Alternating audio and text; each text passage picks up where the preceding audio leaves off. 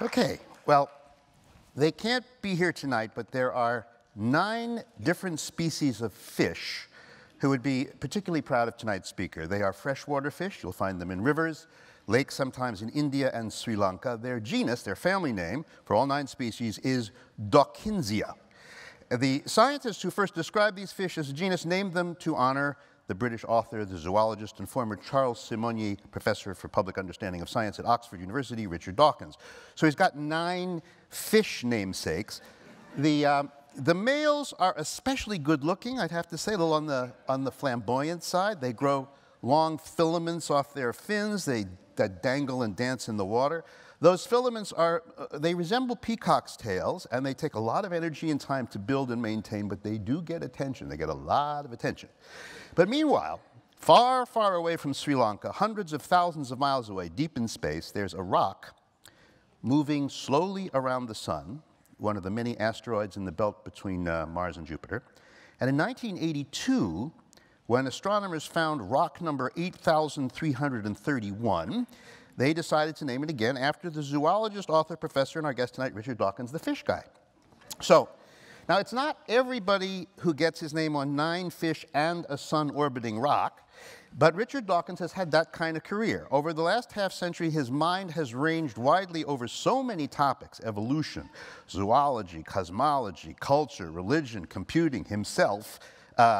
This is part 2 of the himself sequence. This is it's called A Brief Candle in the Dark. It's the sequel to the Appetite for Wonder, the first one. And in addition to this, he's been on expeditions to the deep sea. He's written 13 books, I think. Most of them, certainly, I think, easily more than half have been bestsellers. He's had television series. He's lectured everywhere. He's now one of the most famous science writers in the world. That's because of his remarkable gift. He is, and I'm quoting here, a master of the art of making things clear. He thinks very, very well and carefully. He writes very, very well and beautifully. And you may not always agree with him, but when Richard Dawkins writes it down, he gets your attention. And the interesting thing is that phrase, a master of the art of making things clear, appears in one of his books, A River Out of Eden. He wrote the phrase not to describe himself, but to talk about a relative, not a fish or a rock, in this case, a living biological relative, his uncle. I think it's his dad's brother. And the story he tells about Uncle Henry Collier Dawkins gives me a taste for what it must be like growing up in a family of really smart and really odd people. Uncle Henry was a professor of statistics at Oxford, where Richard also teaches. He was a very good teacher, I mean, really very, very good. He had a way of easing his students into a subject dangerously studded with mathematics and probability curves and algebra and so, but he'd get you there. So one time Richard calls his uncle. He says, "I got a few biology kids I want to send your way so you can tutor them. Can I come over and talk to you about them?" So he goes to his uncle's office. He says, "Okay, I've got so-and-so, I got so-and-so." His uncle's taking notes. And at some point, Richard leans over and notices that his uncle is writing in what seems to be code, or at least what he's writing is not English. It looks like it's Swahili. The Dawkinses have lived in Kenya, so maybe that's... Anyway, Richard says, "Well, that's very confidential of you, taking notes in Swahili." "Good God, no," says his uncle. "Swahili, no, everybody in this department speaks Swahili." So Richard says, "Well, what are you writing in?" He says, "It's Akoli, of course, a language found mostly in northern Uganda and southern Sudan." Like, of course. So the Dawkins family apparently is not like the rest of us. They have a cerebral range they draw on that the rest of us may not quite reach equal. So the cool thing is, though, that both the uncle and the nephew had put their brains, their considerable brains, in service to us, their teachers. So they look, they consider, they explain, and in doing so, they make the world more accessible, more beautiful, and more intelligible. And the world has noticed. So it's no accident that one of those Asian fish, named for Richard, one of the 9 species, is called Dawkinsia exclamatio, which I would translate as wow. So let me bring to the stage the master of wow, Richard Dawkins.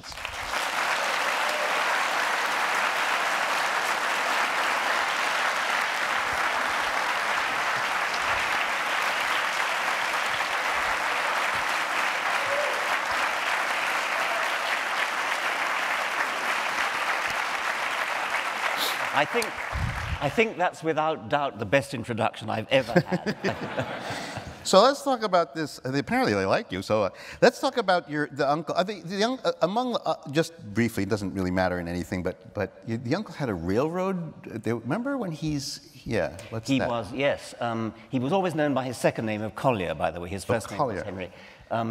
He returned on the last train from London to Oxford, and in the Oxford car park there was an arm which you had to put a coin in order to raise the arm and get your car out.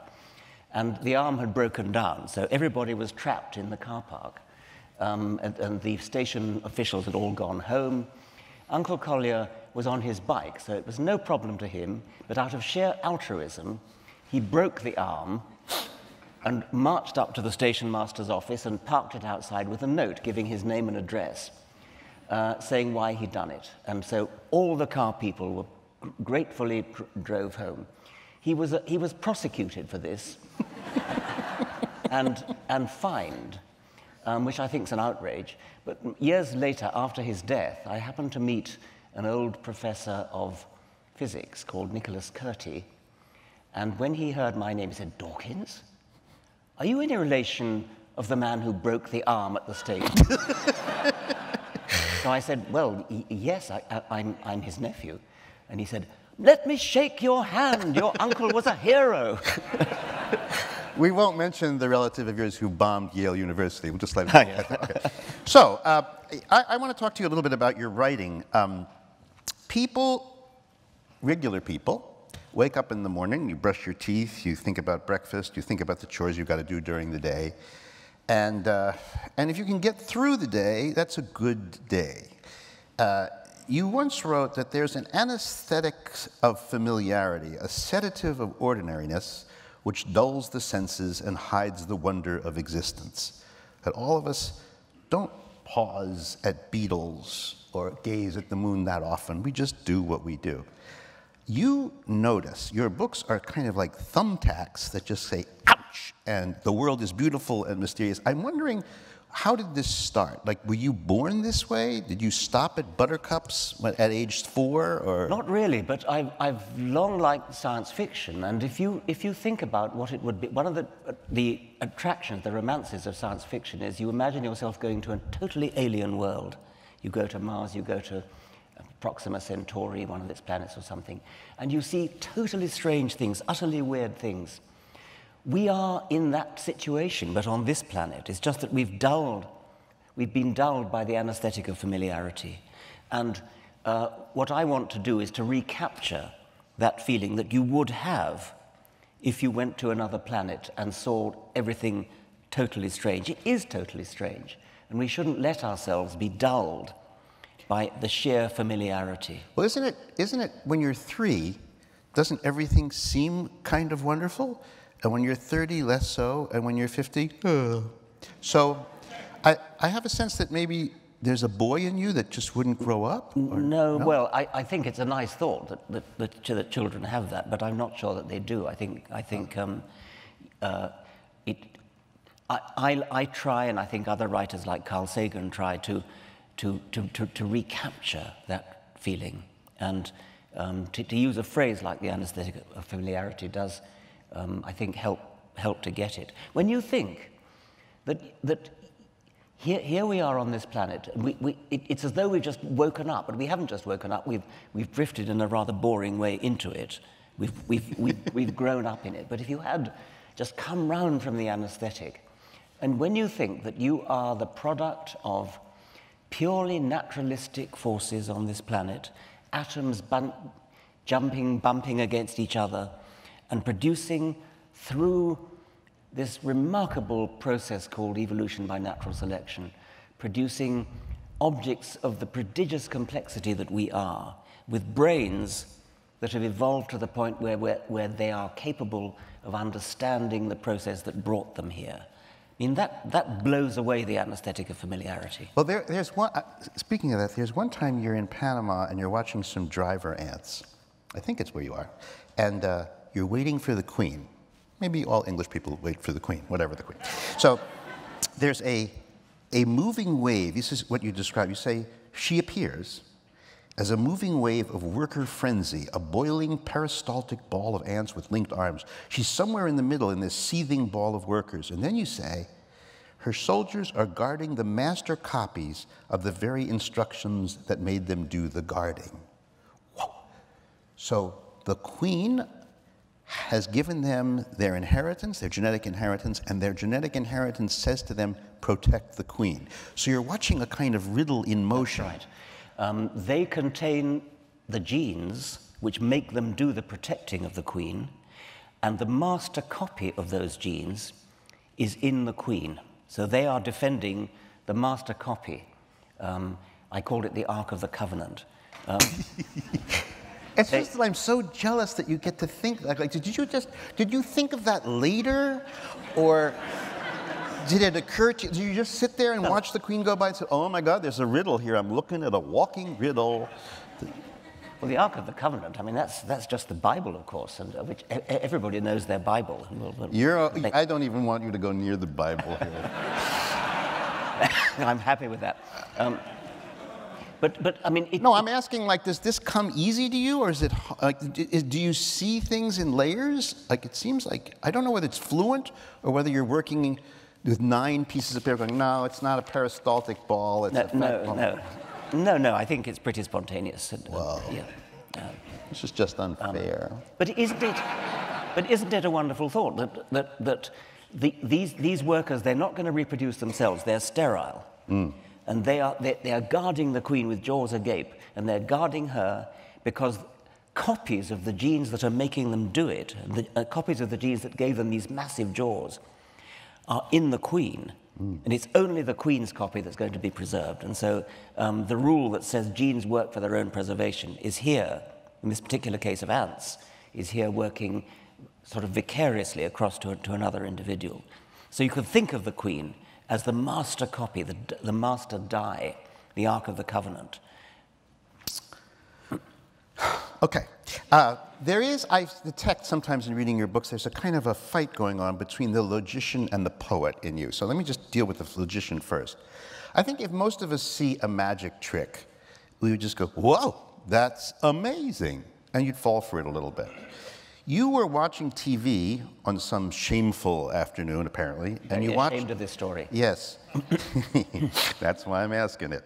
So there's a muscle man towing a railroad truck with a fishing line. Can you describe what you were seeing? Yes, he was almost naked. He had a fish hook through his back, through the skin of his back, and a fishing line attached to this railway truck. And he was straining and pulling, and the skin of his back was kind of being pulled outwards by this. It was a gruesome thing, the fish hook. And slowly the railway truck was moving forwards. And I forget how old I was, but I wasn't a child, and to my eternal shame, I just did exactly what you said. I said, wow, that's remarkable. And I didn't say, well, I wonder where the electric motor is, well, I mean, isn't that a little bit hard? Like, you wrote, why didn't I immediately dismiss it as a trick because the laws of physics cannot be violated that way? Like, why couldn't you just go, whoo, and let it be? Like, you seem to feel that if you're gullible, like you want, your brain is monitoring your senses at all times, a fall for nothing. Doesn't that mean that you don't get a lot of the zizz of being, like, don't you, like, you can't... No, I mean, I enjoy conjuring tricks very much. I love watching Penn and Teller and Derren Brown and people like that. But why is it a shame? Why is it a shame? It's a shame that I didn't just say, well, that's a trick and I wonder how it's done. I mean, I actually believed it, and I'm very, just join the human race there. Ashamed Most of that. People, you know, for a minute. Okay, I mean, I wouldn't do it now, but in those days I was sufficiently gullible, and that gives me sympathy for people who are gullible about other things. All right, let me... It's just that there are so many things in life, like, you know, you take a big heavy ball and a little light ball and you throw them off of a tower, and it's just weird to think that the little ball will land as quickly. Or you take a diamond, which is the hardest thing that I can think of, and someone tells you it's full of air. And there's nothing, full of space, I mean. Space. There's nothing, I guess what you feel about the world is often wrong. And you seem to be afraid to think wrong. Well, I am afraid of being taken for a ride. I'm afraid of being fooled. I would rather be thought a Philistine than a gullible fool. Not everybody's like that. There are numerous stories of people being taken for a ride. There's a lovely incident when one of the Beatles records was sent to a music critic, and as it happened, he was sent a faulty copy. And so on one side of the record there were Beatles songs, and on the other side there was nothing but engineer testing sounds. There's boop, boop, boop, boop, boop, boop, boop, boop, and things like that all the way through the thing. And this music critic said, well, side one is very good Beatles record and with songs, but side two, John Lennon is here breaking new ground. And so I would rather be thought a Philistine and say there's something wrong with side two, rather than be a gullible fool. Well, let me go to the poetry side. I'm going to read you something. You're trying to figure out just how unlikely it is for anyone to be alive at any moment. How it feels to me, and I guess to you as well, is that the present moves from the past to the future like a tiny spotlight, inching its way across a gigantic ruler of time. Everything behind the spotlight, darkness, the darkness of the dead past. Everything ahead of the spotlight, the darkness of the unknown future.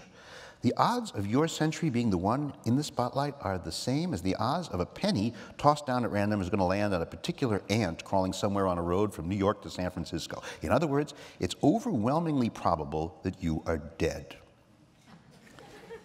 That's an incredible piece of writing. So let me re-ask just the second and my last time. Like, did this come out of you spontaneously?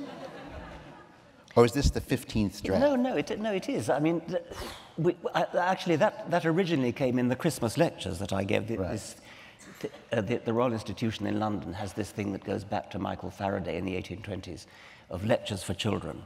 And I was invited to give them one year. And we actually had it wasn't a laser, it was a spotlight that sort of moved across a gigantic ruler across this is literal. the stage. I mean, it is it's a sort of arresting thought that when you compare the lifespan that we have, a few decades, with the time before we were born and the time when we're dead after we die, it is an astonishingly short time. And from the point of view of a sort of godlike physicist looking down on the whole span of time, it is overwhelmingly probable that we're either dead or not yet born.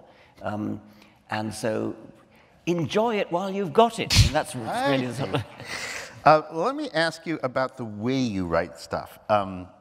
You have described yourself as having an adaptationist bias,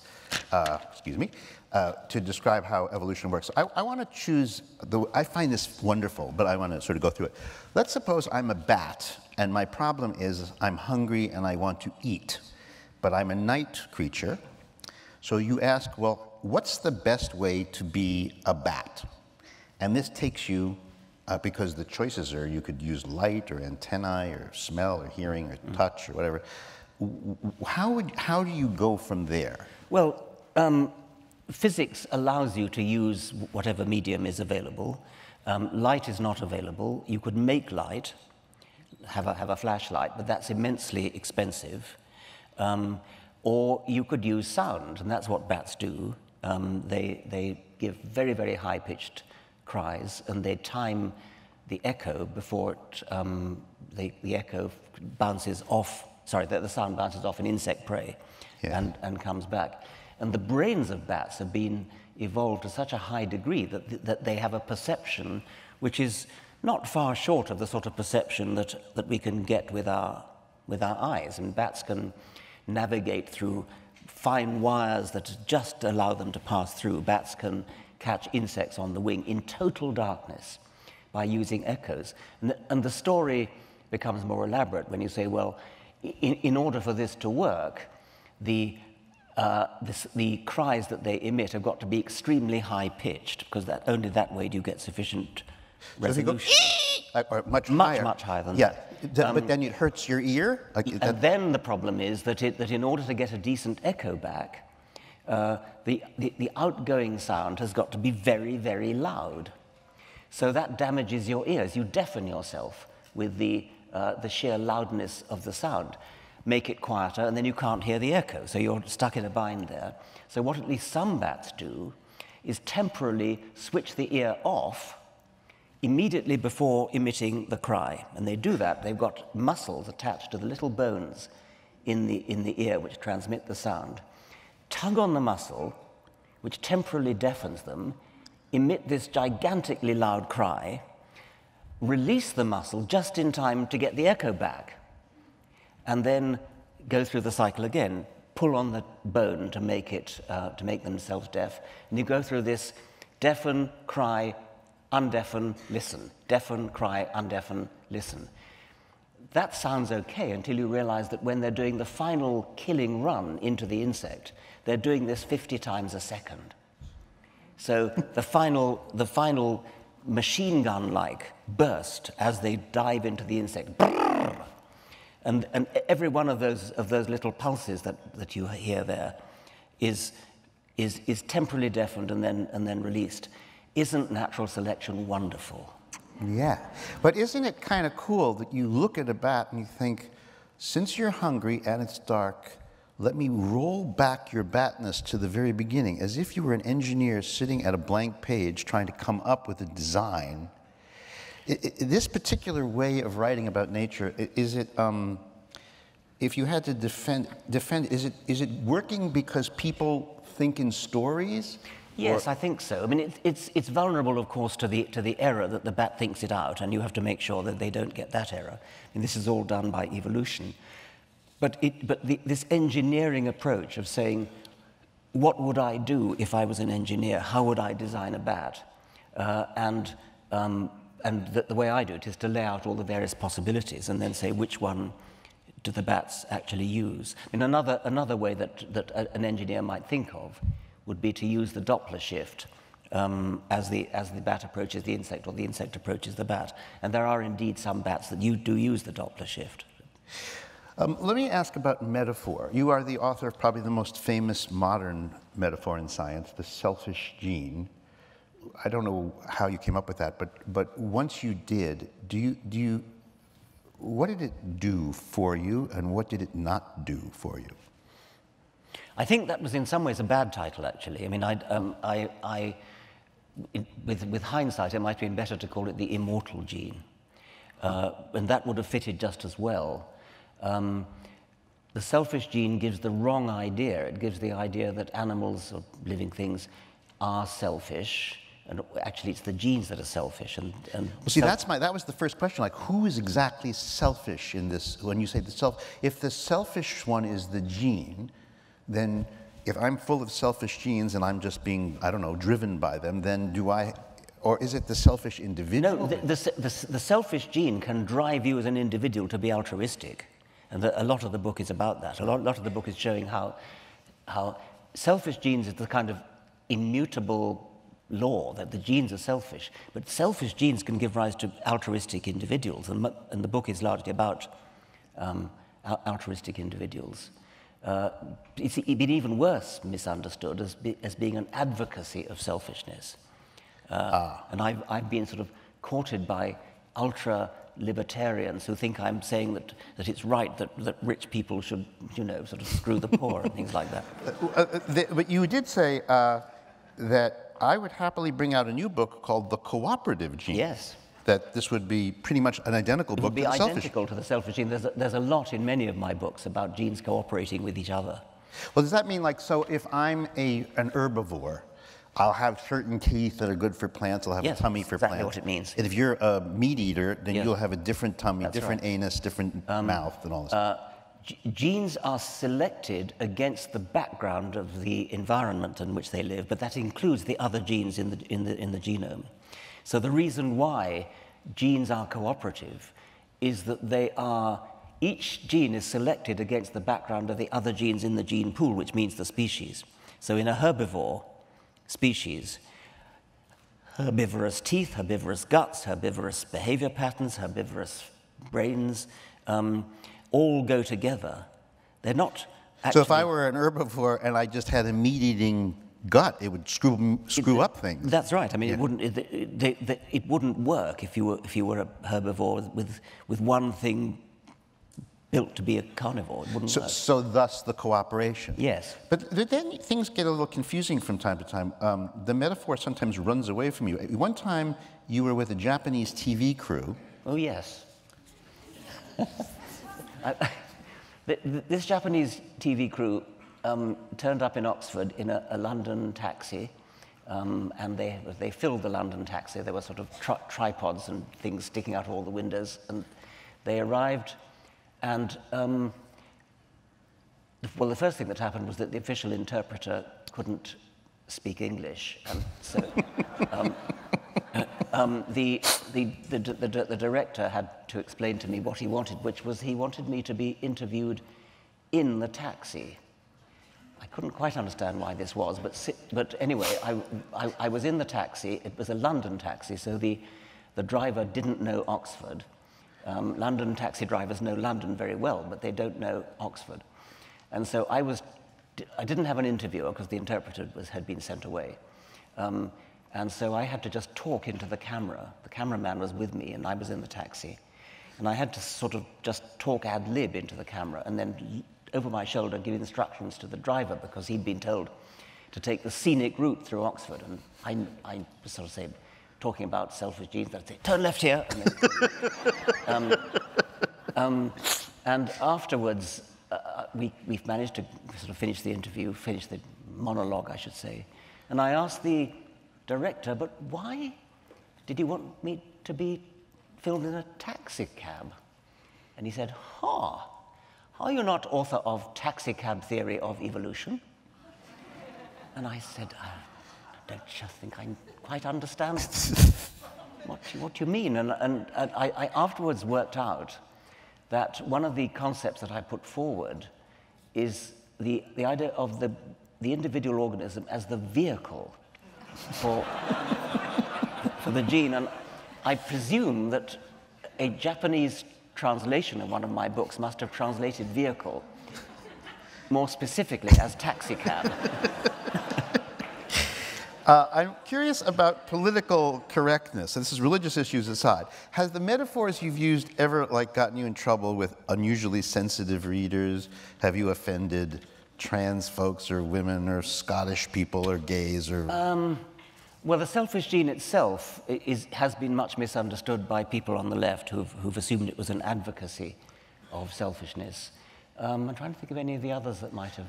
The reason I ask is because I noticed in reading this book, the mood in Oxford anyway, or at least in this version of Oxford, there's a section in here where you are an official in Oxford, one of the colleges of Oxford, and there's a pudding. This would never happen in the United States. I can't even imagine. Yes. There's a pudding it's black cake with white sauce. Yes.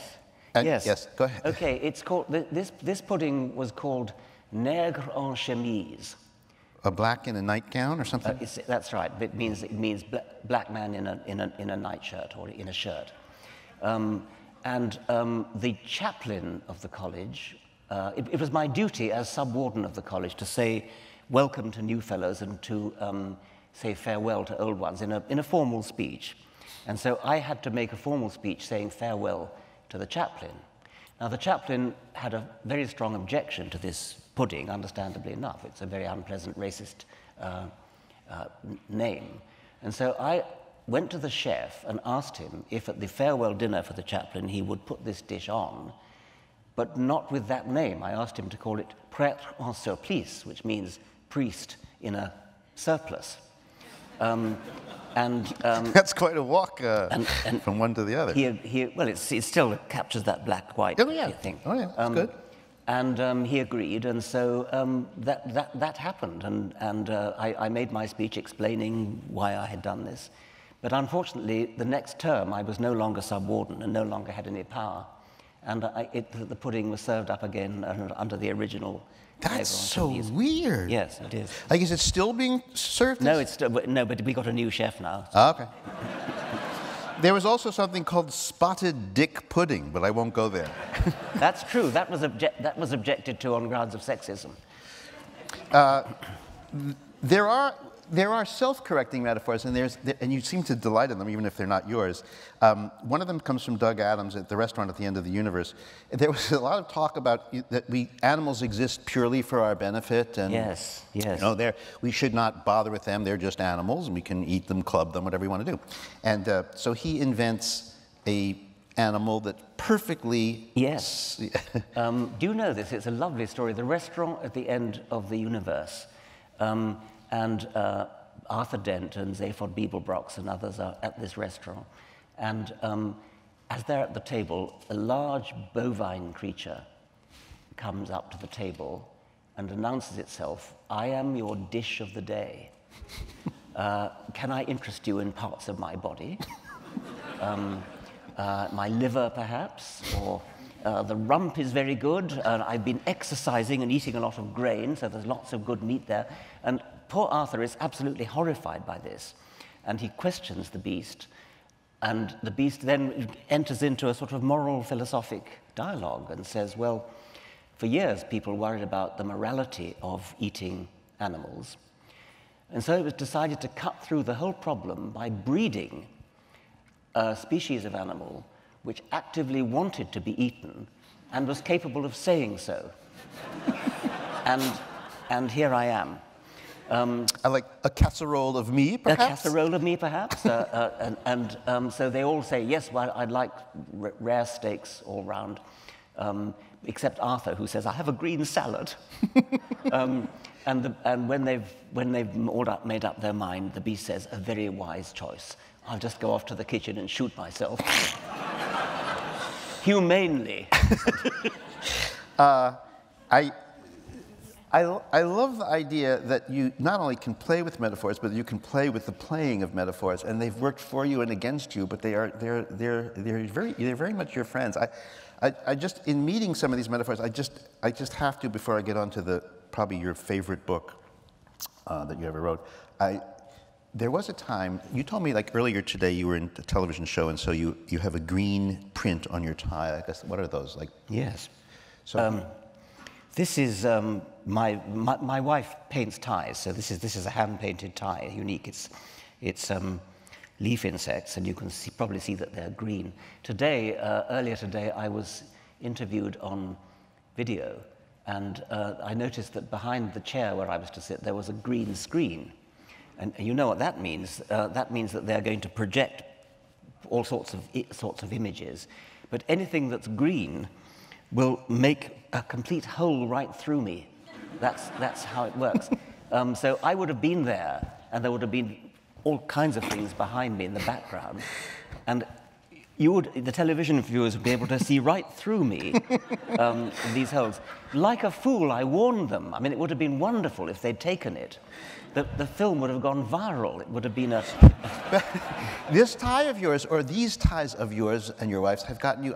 can you tell the story about... And then we'll leave this subject. But you met the Queen, and the Queen noticed your tie. Yes. I was invited to lunch with the Queen. It was rather odd occasion. By yourself? No, there were a dozen of us, and it was a very eclectic crowd. There was the Australian rugby captain. There was a leading ballerina. There was Britain's senior Muslim.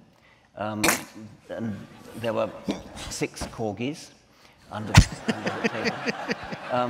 But anyway, for some reason, I was invited, and I was wearing one of my favorite ties, which Lala painted, and it had warthogs on it. And warthogs are very nice animals, but they're not very beautiful. And the Queen looked at my tie and said, "Why do you wear such ugly animals on your tie?" Really? Which I rather liked. I mean, I thought, she doesn't just talk in cliches, she actually says what she thinks, and I appreciated that. But anyway, I replied, "Ma'am, if the animals are ugly, how much greater is the skill to make such a beautiful tie?" Which I think shut her up, yes. Yeah. All right. If St. Peter were to twist my arm and ask me, what did you do that should get you into heaven? The best I could do would be to point to the extended phenotype. So this is where, so I don't know, I would have loved to have shown you a mud dauber, but I want you guys to imagine a wasp. So it looks kind of like a bee, but skinnier, and it's got stripes on it. And what it does is it goes to mud, wet mud, and it forms a, well, what it is, I think, is a place to have a baby in. Yeah, it's a nest. It's a mud tube. It builds a mud tube with partitions down the tube, and in each partition, it captures a spider, puts a dead, or rather paralyzed spider, not dead, paralyzed spider in there, and lays an egg on it, and then builds a partition and brings a spider to the next chamber, and so on. So it ends up with these pipes, mud pipes, with spiders, and each spider has an egg in it. So this is an animal that makes things. This is an artifact. It's like a bird's nest or a beaver dam. It's common enough for animals to actually make things. Now the observation here was, famously he's written some books that say, look, genes are very important, and genes are, to some considerable extent, they're participants in your destiny. But genes we usually think of as inside us and affecting us, the individuals, or the vehicles, as he said. But then you take this step. You look at the mud dauber. Clearly, the nest is not the mud dauber. The mud dauber is making the nest. And what do you think? Well, the point about the nest, the point about this mud tube, is that it's an organ, and it's in principle not different from the wasp's wings, or its legs, or its stinger. So it's part of the phenotype, but it's not part of the wasp's body. It's extended phenotype. And just as we always talk about the natural selection of genes that make things like wings and jaws and tails, you have to then talk about genes that make mud nests, because the mud nest is an adaptation in just the same way. Do you think that inside this wasp there's a gene saying, 1/16 of an inch here? No, that's right. Yes, kind of. I mean, at least insofar as there are genes that also say the same thing about the length of the wings. So by some embryological process, the length of the wings is adjusted by genes to be not too long and not too short, just right. And exactly the same must be going on for these mud nests. But you're suggesting that the genes inside us have full expression outside of our body. Via the behavior of the wasp, of course. I mean, it's done via the behavior of the wasp. But the final phenotype on which the success of the genes is judged is the mud phenotype. So the shape of the nest, the thickness of the mud, the color of the mud perhaps even. Do all mud daubers make pretty much exactly the same nest? No, that would be as variable as anything else among wasps. I mean, some of them don't have the same length of wings. Have scientists ever found or been able to say that the gene over here and the gene over here, if they've ever done the genome of a mud dauber, like this actually doesn't seem to affect the animal, it seems to affect the sculpture. Well, it would have to affect the animal insofar as it's the animal's behavior that does it. So if you talk about the mud nest as the final phenotype, it's the end product of a chain, a cascade of causation, starting with the gene and working outwards. But that also is true of wings, of course. I mean, wings are made by a process of embryonic development, which is itself under genetic control, is itself under the control of a sequence, a cascade of events. But it's a cascade that goes through the animal, outside the animal, into the world. Exactly. Right, let me do another one. I'm a nightingale. You're a girl nightingale, I'm a boy nightingale. You're over there, I'm over here. I like you, so I go la la la la la la la la la la la la. I sing the nightingale romance song. My nightingale romance genes fully express. What's going on with you? The behavior assuming that I'm attractive to you. The behavior of the female nightingale is part of the extended phenotype of the male nightingale. We know not from nightingales, but we know from canaries and from ringdoves that male courtship behavior, in the case of canary's song, actually causes the female's ovaries to grow. So, and that affects the female's behavior, of course. So my song physically changes your ovaries? Yes. That would be undisputed, but but my way of putting it would be that the change of the female is part of the extended phenotype. And in the case of Nightingale song, because the Nightingale song is so beautiful to our ears, it's very nice to think that John Keats in the Ode to the Nightingale, my heart aches and a drowsy numbness pains my sense as though hemlock I had drunk. Keats was drugged by the Nightingale song. John Keats, the poet, was drugged by the Nightingale song. Why wouldn't we then say the female nightingale is drugged? Why wouldn't we regard the song as a manipulative drug used by the male to influence the female's behavior? And I think that's a good way to look at it. Well, could you say that there's a gene in me, assuming I'm back being the romantic nightingale, there's a gene in me that is designed to create a change in you? Yes, via the song drug, yes. So you're a gene imperialist. Yes, sort of. You are moving it out. Yes, sort of. Let's suppose that I designed the Chrysler Building. It is a deep and beautiful expression of my sense of penile power. Is the Chrysler Building an extended phenotype of me? I'd prefer to say not in that case, and I'll tell you why. In the case of, say, the mud dauber thing, there would be a very real sense in which genetic difference in wasps shows itself in phenotypic difference in mud nests. But although the Chrysler Building is in some sense a manifestation of the architectural abilities of the architect, I very much doubt whether you could look at genetic differences in architects and it would show itself in the difference between the Chrysler Building and the Empire State Building or something. Right, it wouldn't work like that.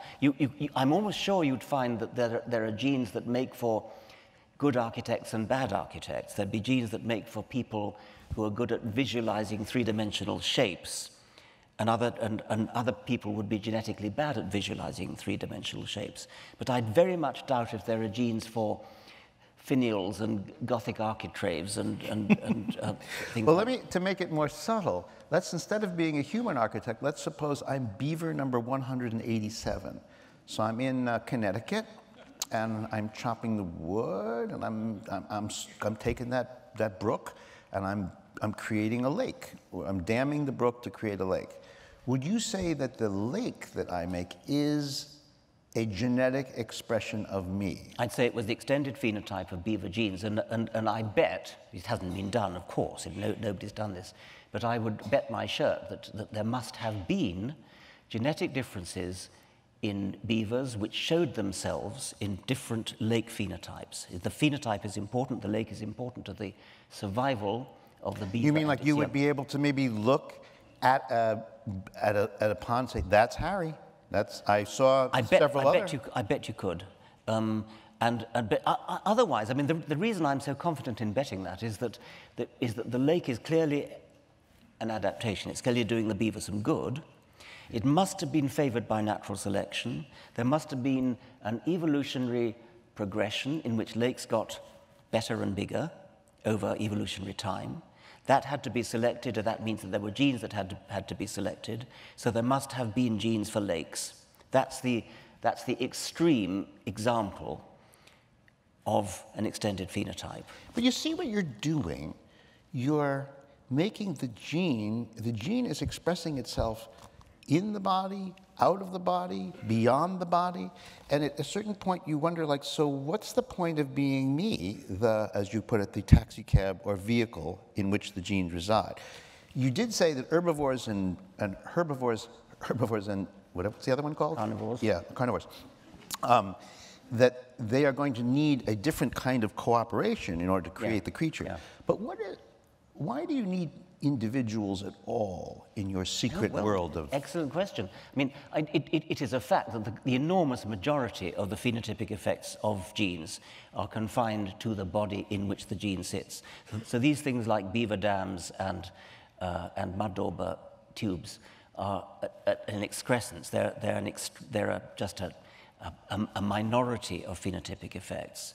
But what I think is illuminating is that you, by considering the extended phenotype, you're precisely led to ask the question you just asked, which is, what's the point of the individual at all? Why bother with the taxicab? Why bother with the vehicle? And I think the answer to that really is that all the genes in an individual, they're a kind of cooperative society of genes that are all working towards the same end. The reason they're working towards the same end is that they have the same expectation of the future, they have the same expectation of how to get into the next generation. All of our genes, since we're both male, have only one way of getting into the next generation, which is via sperms. If we're female, it's via eggs. If we had genes that were breathed out of our noses, we would call them viruses. That's what viruses do. I mean, they have a different expectation, and so they are not cooperative. They're not interested in preserving the whole body in the way that most of our genes are. Are you saying that you think that the value of an individual, when you're speaking from the perspective of the gene, comes down to the sex act, like is the reproductive act, like the rest of me, which carries my sperm and sort of houses it, is just getting ready for me to meet the girl, and I go, whew, and then the genes all get to move into the next one. So the genes are, and so... That is a sufficient explanation for our existence and for why we are the way we are, but it's not a sufficient explanation for why we as humans like the things that we do, like why we like music and poetry and things like that. I mean, it would be a travesty if anybody were to run away with the idea that that although that's the biological purpose, is to pass our genes on, that's the only purpose we have. We humans make our own purposes, and they are only loosely based upon the fundamental biological purpose, which is gene reproduction. So if you could imagine a planet where genes just freely push themselves into the future but without bodies, that would be, while it is a sort of communist view of genes, like equal everywhere all at once, it would be a very depressing... Well, you could imagine a planet on which life consisted of genes just floating around free in whatever equivalent of the sea is. And there wouldn't be DNA, but it'd have to be some other kind of... and never getting together in these huge, great robots which are individual bodies. That's the way it happens to have happened on this planet. The genes got together and gradually built up over evolutionary time these gigantic, what I call lumbering robots, which all collaborate together in order to funnel themselves out of the present robot via the sperms or eggs into the next generation robot. That's the way it's happened. And the last chapter of The Selfish Gene raises that question. Why are we built? Why are we pushed into these huge, great bodies rather than floating free? Why is that book your favorite by far? Well, I'm talking about the phenotype now. Yes, it's I suppose, my most original contribution. I mean, it's a bit mad, really, isn't it? But I think it's right. It's curious because it's not really a testable hypothesis. It's just a different way of looking at what's already familiar. The other thing that I read in one of your books was something what you call the genetic book of the dead. And what it says is, this is so fascinating, that I could give you a fossil of something. I wouldn't even have to tell you what it is. Oh, I could tell you it's a mollusk. Mm. And you could look at the mollusk and look at the fossil, and you could decode it, and you could figure out not just that it was a mollusk, but if it lived in a cold time or a hot time, in water or on land, with competitors or with not. You could read a world backwards. Yes, I mean, I wouldn't do it with a fossil. I think you could do it with a living animal, with an actual body. I'm not saying I could do it. I'm saying that any animal body must contain within it the information which, if you were sufficiently expert, you could reconstruct not only its way of life, but the way of life of its ancestors. So, for example, you know that a dolphin had land-dwelling ancestors. Its ancestors were land-dwelling mammals, and you should be able to read that from its body and from its genes. So the genetic book of the dead, refers to the fact that the genes of the dolphin contain a coded representation of the worlds in which its ancestors lived. People can't do that at the moment, but I'm saying it must be theoretically possible that there's a kind of history of the animal's ancestors written into the genes. You could tell from the genes, this is a marine animal, but 50 million years ago, its ancestors lived on land. And 300 million years ago, its ancestors lived in the sea again. That information, I think, in principle, must be there. We haven't got the skill to read it at present, but that's what I mean by the genetic book of the dead. Well, to sort of wind up on this stuff, I have a notion that your being sort of so-so or not so good at mathematics has been, I think, crucial to your career. You have some kid, now a man of some importance, who you met when he was a grad student and whom you went to for all your math problems, who was studied throughout this book. Yes. I'm just wondering, because I was reading Zia Haider Rahman's book, which is called In the Light of What We Know. It's a novel. And he says, he notices, this is one of the characters in the novel, he says, it's about how the purity of mathematics and how it doesn't need humans. And he writes, mathematics doesn't care about authority. It doesn't care who you are or where you're from or what your eye color is or who you're having supper with. In order to catch even a fleeting glimpse of the world, we have to break our familiar acceptance of the world. And we have to, he says, what a mathematician does, they talk about the world in a science meeting as if they were a tad embarrassed, as if they didn't fully accept that anybody else could be interested in what they had to say, as if they were vaguely uncomfortable with this business of dissemination, a task auxiliary to their true calling, which is inquiry and discovery itself. A mathematician knows that nothing empirical, nothing which we are to perceive in this world, can undermine so much as one whiff of doubt any mathematical claim, because mathematical claims are pure, and the mathematician knows this, and he is free. My thought about you is that because you're not talented, and you're talented more with the words than with the math, you're not free. You are left to you have to make a case in each and every book. You have to explain what you've learned to people who don't know that much.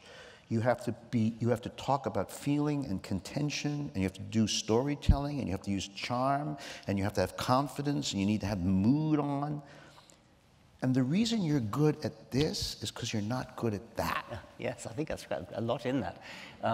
The ex-student you're talking about, Alan Graffan, who was my student, I think my best student ever, and then he became my colleague and he became my mentor. And he's now a professor at Oxford. He has the quality of, I think, combining what you're talking about, because he is very good at mathematics, but he has biological intuition as well. But biology is from time to time invaded by mathematicians who think they can come in, or physicists too, who think they can come in and clean up biology, and they fail. Alan's not like that. He has superb biological intuition, the pricking of his thumbs. He knows what the right answer is by some kind of strange intuition. And I've sort of got that as well. But the difference is that Alan can then prove it mathematically afterwards. Whereas I have to say, I've got this intuitive feeling, Alan, go away and prove it for me. But don't you like falling short, not being able to prove it? and therefore you have to convince other people just using words, imagery, metaphor? John Maynard Smith, who was a great hero and a great biologist, and a mathematical biologist, wrote a joint review of both the selfish gene and the extended phenotype, in which he said, the thing that really baffles me about Dawkins is that there's not a single line of mathematics in any of his books, and yet he somehow gets the right answer. And so he was baffled because he thinks in his world you do need mathematics to get there. He said of me, I rather like this phrase, he appears to think in prose. Well, there's a place where there are people who, for over the centuries, I'll get onto the questions in just a sec, but I think you at one point quoted Hobbes, I think, who, well, I shouldn't bother. I should just do questions. Questions now. Question. This is from, given your renowned ability to communicate in writing, how do you think you're doing with Twitter? Do we have to go there? It's been such a good evening so far. Twitter is a horrible medium for communicating anything serious. It's quite good for aphoristic communication. It's quite good for throwing a thought out which might be elaborated. One example, for instance, is if I'm wandering through a wood and I see lots and lots of leaves, green leaves, and I think these leaves are solar panels. They're soaking up photons that are coming down from the sun. That's the whole of life depends upon these solar panels. The reason they're so thin, the reason they have a big surface area compared to their volume is that they are solar panels. I wonder what the total area in square miles of leaf in the world is. Now that's a perfect question to throw out to Twitter. It's not a question that I can answer, but it's something that gets people thinking and talking. So I think Twitter's very good for that kind of thing. It's very good for saying, come and hear me interviewed by Robert Krulwich in the 92nd Street Y. It's good for that kind of thing. But it's not very good for getting into arguments. Here's a question about, this is actually interesting. What good are words in describing nature? Do they help or do they hurt? So let me ask it, that's interesting. Let me ask you, like, if I say, that's an elm tree, well then, I've just told you that it's a kind of tree that you could look up in a book. It has a certain shape, certain kind of fruit, da-da-da-da. But if I said, look at that green, beautiful green thing over there, those are two ways of referring to it. One, I suppose, brings you to facts, and the other brings you to feeling. Do you think that words help us, or do they distance us from the things we see around us? I don't know of any other way to describe things than by words. The poetry, I mean, the poetry that you can use words to evoke a feeling about a tree, and I greatly appreciate that as well. I appreciate the emotive force of words. I'm haunted by poetic phrases, by poetic words, by poetic images. So I think we should use words in both ways. Or maybe if you said, that's a meadow, or you said, look, there's cottontail, and da-da-da-da, you use more words, you describe the things in the meadow. Do you think, I don't know, do you think that detail helps, or that detail takes you away? Depends what you're trying to do. I mean, in some cases, yes, it certainly helps. What is your most scientifically unsubstantiated personal belief? Oh, that's nice. It is that if there is life elsewhere in the universe, We don't know that there is, but I bet there is. But if there's life in the universe, it will be Darwinian life. It will have come about by something equivalent to Darwinian natural selection. That's something I can't prove. That's something I have no direct evidence for. It's something that I simply bet my shirt on. Really because, well, the weak form of the argument is that nobody's ever suggested any alternative that works. Even Lamarckism, which is theoretically an alternative, I believe the objection to Lamarckism, that's the inheritance of acquired characteristics. The blacksmith's arms get big and strong because he's always exercising them, and so the blacksmith's son inherits his enlarged muscles by inheritance of acquired characteristics. So it's the principle of use and disuse followed by the principle of inheritance of acquired characteristics. Use and disuse, it really is true that if you use muscles, they get bigger, and it happens not to be true on this planet that acquired characteristics like enlarged muscles are inherited. Many people have said, many biologists have said, if only there was a planet where acquired characteristics were inherited, evolution could be non-Darwinian, it could be Lamarckian. I have denied that because I think if you actually look at the principle of use and disuse, even if acquired characteristics were inherited, use and disuse is not a big enough principle to do the job of producing adaptation.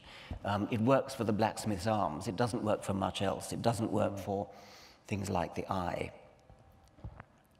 The eye doesn't become a better eye the more you use it. Why should it? The lens doesn't become more transparent as photons wash through it. If anything, the more you use a bit of your body, the less good it becomes. It wears out. It becomes pitted and scarred. Professor Dawkins, great fan of your work, says Edward. Can you tell us how your friend Christopher Hitchens influenced your career and focus and life? I wasn't one of his early circle of friends like Martin Amis and Ian McEwan. I only met him, I think, after we'd both written our God books, The God Delusion and God Is Not Great. So I only knew him for sort of the last 5 or so, 6 years of his life. He influenced me in that, I mean, I enormously admired his oratory, his quickness on his feet, his erudition, his knowledge, his experience, his repartee, his wit.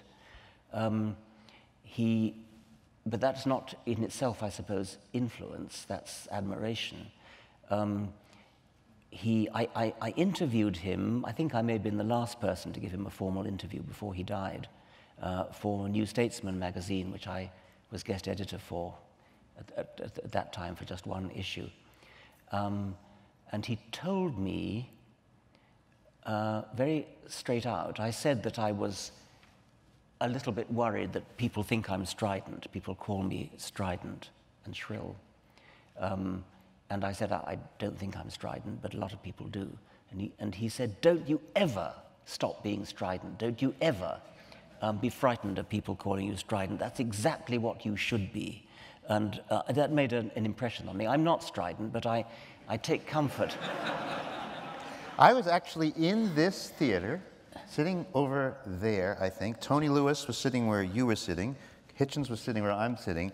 And he got people so mad that there were people in the front who were hitting each other with, I don't think they were playbills, but they were whatever it was that everybody was given. Like, bang, bang. Seriously? And these were old Jewish people going, yeah, give me out. And I thought, wow, this Christopher Hitchens knows how to put on a show. And Tony Lewis didn't know what to do. It was like one of my favorite nights at the Y, weirdly. I'm supposed to stop at any second, but let me just ask you about Douglas Adams. That's the friend that I'm sort of curious about. How did you meet him? This is no, Doug Adams. This is right. Hitchhiker's Guide guy. Yeah, yes. Well, I wrote him a fan letter. It's the only fan letter I've ever written. Really? It was for Dirk Gently's Holistic Detective Agency, and he wrote back and said he was a fan of mine as well. So he invited me to go to London to his house, which I did. And like a fanboy? Did you you not know what to yeah, like? You kind of rang the bell. That's right. And he opened the door, and he was laughing even as he opened the door. And I think he was laughing at his anticipation of my reaction to his enormous height. I mean, he must have been nearly 7 feet tall.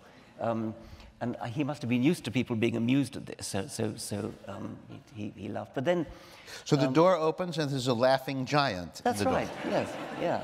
And, so was that good for you? Like, wonderful, yes. And he introduced me to my wife a little bit later. I think it was 2 years later. Now, in that scene in your book, you and your wife are these teeny people. That's right, yes. And then there's Doug talking to some other tall person. That's right. It was a party that he gave, I think, for his 40th birthday.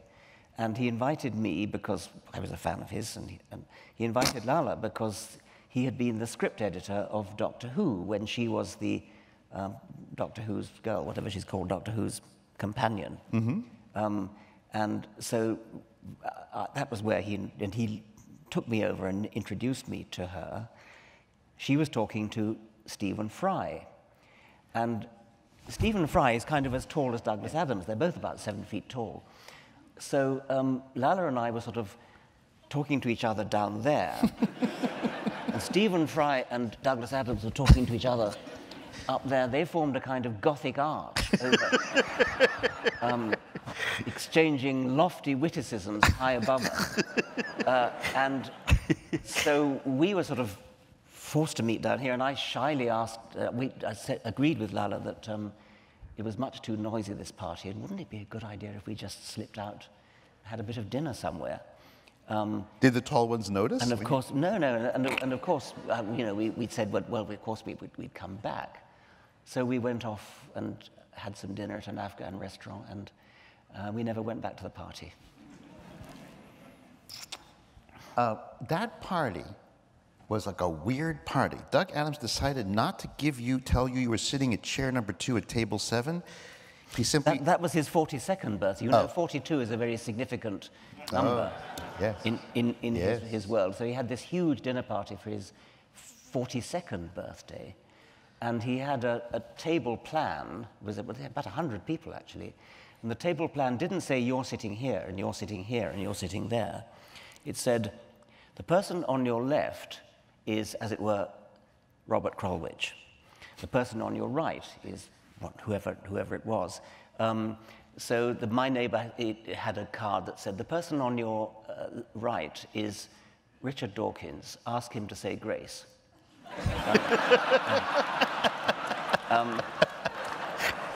Well, if everybody is told who's to their left and who to their right, but they don't know where to go, how do you sort yourself? It's an immensely complicated problem, and we didn't sit down to dinner until about midnight.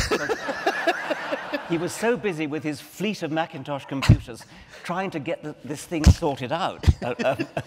Well, so here's the deal for you folks. If you want to buy this book, which contains many of the things we have talked about, it also has in the last half, frankly, I shouldn't say this, you should buy all 13 of his books, but if you want to sort of take a quick flight through all of them, this is like kind of amazing. So this book, which it tells you about like what it's like to have an academic life and have puddings with very unfortunately politically incorrect names. That's at the front. In the back, it's pretty much his life work, sort of gorgeously compressed. So many of the ideas, but not as many of the wonderful, glorious examples that drive you to distraction in envy. But many of the thoughts are just perfectly set down in the last half of this book. So if you want to buy it, he'll sign it. He'll do that in a room over there, starting very shortly. So you can just line up, and he will do that for you. And hey, thank you really very, very much for hanging out. Thank you very much.